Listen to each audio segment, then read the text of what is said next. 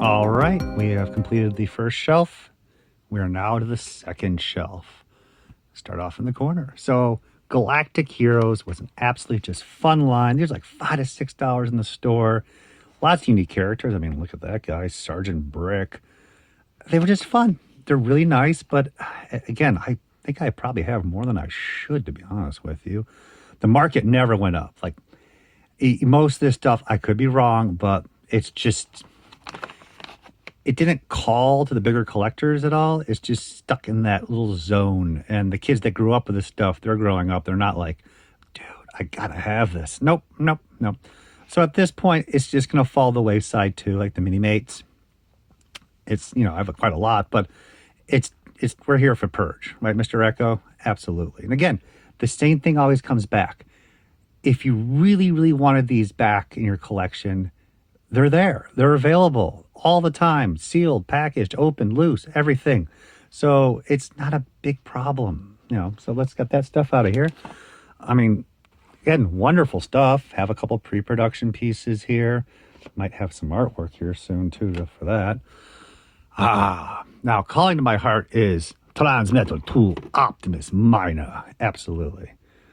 Absolutely. So that's a Japanese import sticker there. Pretty cool. I'm going to keep him. I don't care about the sticker too much. Runs about 35-40. He's a little popular because he's an Optimus, but not really.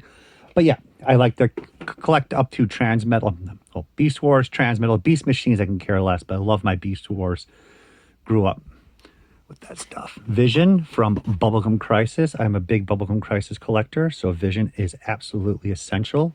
Great music video. Still love it. Still listen to it. It's like the only three-dimensional statue that was ever made, licensed by Artmic, and it's a really cool piece. But if you're into it, you're into it. If you're not, you're like, what is this stuff? Move on. I don't want to see it. I get you. That's why I'm going to hold it closer to the phone now so you can see it more. Yeah. We have a little mini card. We have Bolt Flash, individual card at 25th anniversary. These run about 10 to 15. This should be not a duplicate. I actually don't know. Oh, snap, guinea pigs. So this is the driver. It's been a little while. Recon. This is the driver Visionaries for the large vehicle, which I had unused, box opened, and I got a little bit of damage on the side of the box. I pulled him, and I must have put him in, still sealed in the original bag in here with that rare ass accessory right there. This is probably worth about $300 on its own in this mint condition. But it goes to the playset where that is... Well, the playset, the vehicle, it's definitely not in this room. So now I'm like, where did that go? Tron, big Tron fan. I gotta I gotta stop saying that. I'm a big fan of everything. So Tron novelty stuff is very collectible. It's out there, but it's hard to get. So even just this, so it should be like most collectors and most people at a flea market, this shouldn't be exciting. You're used to like cups and stupid things for like Muppets and Star Wars, of course, and everything else. It's not big money. This might be like $125. Tron novelty stuff is much more difficult than people give it credit for, and it's collected heavily. Thank you, Eagle affiliates. I love you too, from Brooklyn, New York. So very cool stuff. I don't have tons of Tron novelty items. I'm going to keep that. Oh, I love this stuff. These are original cookie package. It's just fun stuff like this. I always did want to have like a kitchen with all these things laid around of like old 70s and 80s stuff. But, I mean, it's not even worth that much money. This is like $5. There's a whole collecting market for these, but there's just not much of a huge premium. But thank you for the food facts. Cookies in shapes of your favorite character. Cut and save the characters from the back panel. Oh, that's just Superman then. I thought it was just, I didn't realize. 1982. What were you guys doing in 1982? Clearly, you were reading about the Hero Robot book. So this is just a handheld book covering some beautiful pieces here. I wouldn't mind popping that open a little bit later. That was an early book. We have a Diaclone Kids book, and that's really cool. Put that down for a little sneak peek. Oh my God, Skids. Is that the City? Or that Turbo? That's the Turbo, I believe. Sorry, one-handed here is a little difficult. Boom, boom, boom. Stop beating up the Ouroboros robot. Nobody even cares about him. Insecticons. Yeah, Ouroboros doesn't get any love. Skids is so unique. Wrecker. Oh, smokescreen, dude. Jazz. Police Sunstreaker. These are just awesome. When I was going to Japan, these were always uncommon to find. A lot of these were just the Diaclone. That's the larger book. This is the smaller book, I believe. And they were out there. I mean, this probably still cost me like Nissan $20. But these days, these things have to be so much more tougher to find, or just not even there. Like you would go to Mandarake, let's say, and you would visit it over a week or two period. One might show up.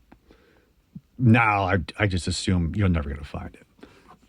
Here's a Machine Robo. This is book 2. Book 1 is is common. Book 2 is a little more uncommon. I think there's a book 3. I know my stuff very well, but after a while you start having massive brain farts and you start forgetting. So just a little bio, a little bit of the toys in the front. I love this stuff. Just a little bit of a, gosh, they just put so much effort and beauty into the customization, the photos.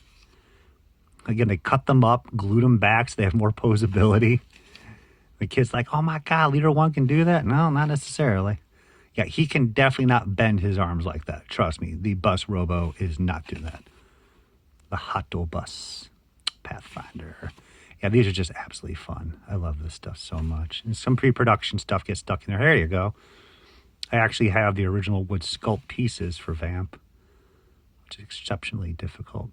Okay, another time. I mean, this is the stuff I really want to get into the future of, like this channel and stuff. Is all that amazing vintage stuff I'm sitting on. But we're not doing that. We're doing this. Video is already too long.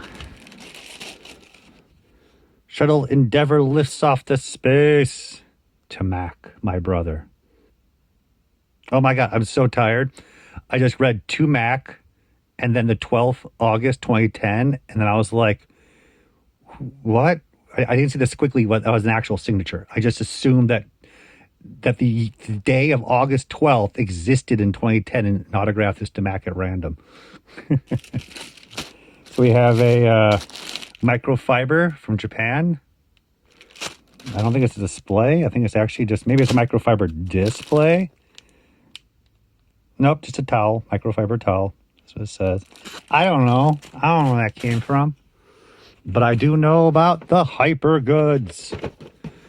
So this is a Japanese PVC of Soft Vinyl Girl Shirinda from Yutaka, 1999. This is from the Sentai Power Rangers show, Ginjaman, which is Lost Galaxy. So this character never appeared in the US, but it appeared in the Japanese series. And again, at that time, I was just picking up everything I can that was Japanese exclusive, because A, it's Japanese exclusive and you're in Japan. And it was, these are like $10. So you're just picking this stuff up, slapping them in the Japanese boxes, ship home. It was just, it was great. Oh, sweet. I did still have one of these. I think I don't have Snake Eyes, though. Sorry, Cobra Commander. Yep. I did pick this out in discount, and a friend of mine wanted Cobra Commander, and I was like, that's not a problem. I had Scarlet as a kid. I get some Transformers, Rat Bat, hell yeah. I'll take it, no problem. It's G2. Love it. I don't mind that. That's a keeper. No idea on the value of that. So we have some Star Wars puzzles. This one actually is dear to my heart, so I'll be keeping that one. But the model kits, I can let all that stuff go. Even though these are the original ones that were produced by MPC, the Empire ones being much more difficult. The Jedi, they produced a ton of, and then they reissued it with the silver sticker on the side, which is, kind of make your money. But these don't run that much, maybe probably 30 for the AT-AT, $10 for the A-Wing. It's got a little bit of love, but not super amount of love. What is this? Oh. So here we have a Bakugan for $6 on discount. Look at that. So this is McTavish Destroyer, only from Target. And it's one of those action figure Bakugans. It's not going to get a lot of love. The Bakugan market has survived. Everyone, stuff's worth a lot of money, to be honest with you. Not all of it. A lot of it's worth less. But there are some Bakugans that are hitting over, $1,000. Those are the little ball transforming ones. I don't think people got excited over a combiner gift set of the action figures, though. The more I stare at, the more just wacky it looks, and I'm getting excited just to open it up. But I'm probably going to hazard this is like $20 on eBay, and nobody cares about how amazing Brimstone is, the Minicon. So that's probably a keeper. I'll put him with the other guy. Oh, we got some Star Wars hiding here. We got the Star Killer. So I looked up all the McQuarrie figures, and they don't run that much. I would prefer to have them loose, but the artwork for the 30th is really nice. And we have one more. Oh, that one's super sweet. That's Snow Trooper Legacy Collection. That actually might have value. Nice McQuarrie piece. Oh, this Zoid is one of the final Hasbro Zoids. Actually, I take it back. This is not. This is the Ultrasaurus, which is a reissue. All of them were just reissues of the original Zoids from the mid-'80s. But Hasbro did a great job at least recoloring them versus just reissuing the hell out of everything, which Tomy did and destroyed a lot of the vintage market, especially the rarest ones towards the end. The market really hasn't recovered. They just poo-pooed on all of it to the point where even the collectors were like, threw their hands in the air and they're like, we're kind of done to a point. You just destroyed the best of the best. And they didn't care. So anyways, Hasbro was doing very well with the Zoid line, and they winded it down fast. So again, they're not developing any molds or anything. They're just changing the colors and making the packages. There is final releases of Zoids in the U.S. packages, or slightly international, let's say, that were released in Southeast Asia that we never got. Some of them are actually just from the factories that are so rare that only a couple are known to exist still in the package that showed up at that time frame of just being blown out. I'm wrong. This one was released in the U.S. It was the Super Gigantosaur I thought I picked up, which I didn't, which was not as rare as some of the ones we're talking about. I have one or two of those, but I'm still happy to keep one of these dead stock. The, was it Gigatron? The big T-Rex? I bought like 10 of those on sale for $10 each at Toys R Us and Blowout. I sold those a while ago. That's fine. But I'm still happy at least I kept one of these. I should have a Gigatron somewhere. So that's a keeper. No, I didn't the value. Like it just popped on its side just due to age. So there goes that AFA grade. We have my Predators. Yes, Predator. Lovely piece. I collect all these. Keep them packaged, keep them loose. But I don't know if that's duplicate yet. It's like this. It's like the Toy Biz. I have to figure out how many I have, wheedle it down to the best condition, and purge the rest. But that's probably worth only $15-20. The market has moved up a little bit, but it's the shipping cost that people want to pay. Oh, Tigra. That just got stuck back there real fast. Lovely Marvel Legends figures. When you get them on discount, like at $10 each or $8 each carded, I pick them up. And we'll wrap up the video with our favorite.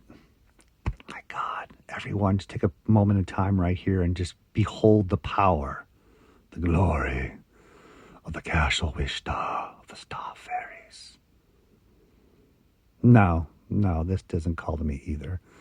The more I stare at it, the more horrified I actually am in general, but just, God, I'm so creeped out by that to an extent. But anyways, it was not meant for me, obviously, but it still is really kind of, they are action figure oriented. There's a nice, interesting playset shot. Princess Sparkles rules from removable foam. So you have a bath, a sleeping area. Well, that's questionable. So that means, okay, let's do this, people. We're gonna do this. We're gonna get a little more deep into this. And I know you weren't thinking about Starry Fairies until this moment, but we're going in. We're going in for Castle Wishtar. So that's the throne. So the throne's right there. And then the Sleepy Star Fairy's bed is right there next to the thrones. That's a little questionable. And then the beauty bath with the privacy screen is right, like literally 2 hops, like a skip away from the throne. Yeah, this is the stripper pole. No, that's the Mayflower pole. I'm so sorry. I get confused between the two very easily. The castle does not look like much of a castle anymore. It looks like a terrible dungeon. Oh, what were they thinking? And that's it. So we are clearing up, people, and we will move to the next video. Dun, dun, dun.